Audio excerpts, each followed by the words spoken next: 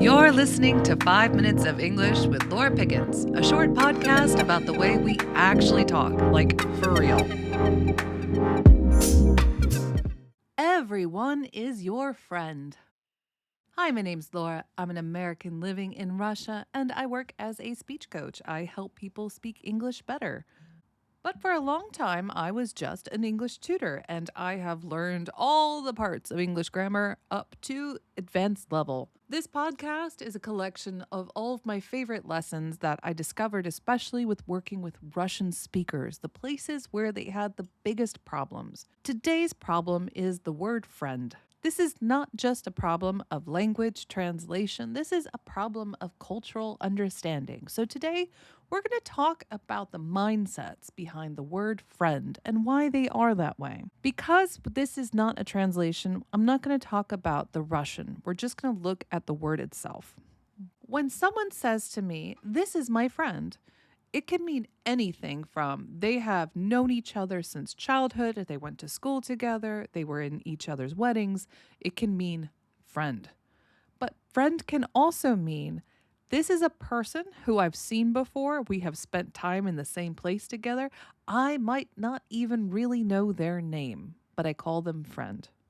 So what does friend mean? Friend means someone who I am familiar with and have good feelings towards. That's it. So when you want to distinguish the difference between somebody who you barely know to someone you've known your entire life, that's when you have terms like close friend or best friend, or even things like my bro, if you're guys, or my BFF, which is short for best friends forever. You could say, Liz is my BFF. So the question is, what do you call people that you know and you have warm feelings towards, but you would never want to call them your friend? We have the word acquaintance, but the word acquaintance is kind of cold in English language. English, especially Americans, is a very friendly language. It's a very democratic language where all people are equal. And we like to show this equalness where we show warmth and equality to everyone. So when you say the word acquaintance, you're saying, I don't really know this person and I don't want to know this person. Yes, that part of it is in there. And unfortunately, it has this connotation. I never use this word because I would hate for someone to have that nuance that I am putting up a wall between us. Because in English, we really like to drop that wall as part of politeness. For example, when you see people meet and they introduce themselves, "Oh, Mr. Williams, nice to meet you." They say, "Oh, no, call me Bob." We like to drop formalities as a way to endear ourselves and to show politeness.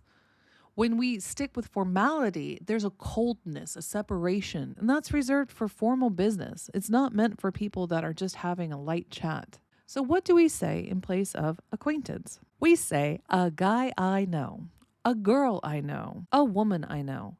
Is that a lot to say? Yes, it is. So imagine you are with one of your acquaintances and a third person comes and you want to introduce them. How would you introduce them? You wouldn't say, "This is Linda, a girl I know," because that would sound really weird.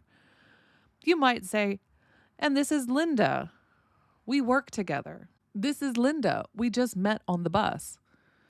All of that sounds really weird. So this is why we might end up making the mistake of saying, "And this is Linda, my friend." It's just easier to say it that way, even when we might not mean it. So if someone calls you a friend and you think, we haven't reached that level of comfortability with each other, why are you calling me friend? Because it's just easier than the alternatives we have in English. And this is just in America. I'm sure that you know that the British language has the word mate as well in Australia. And I myself as an outsider am still learning what that means. The way that we define relationships between one another is so culturally dependent. And this is why you can't rely on just simple translations to help you understand how to get that right nuance. So with that, friends, that's it for this week, and I will see you next week for another one. Bye.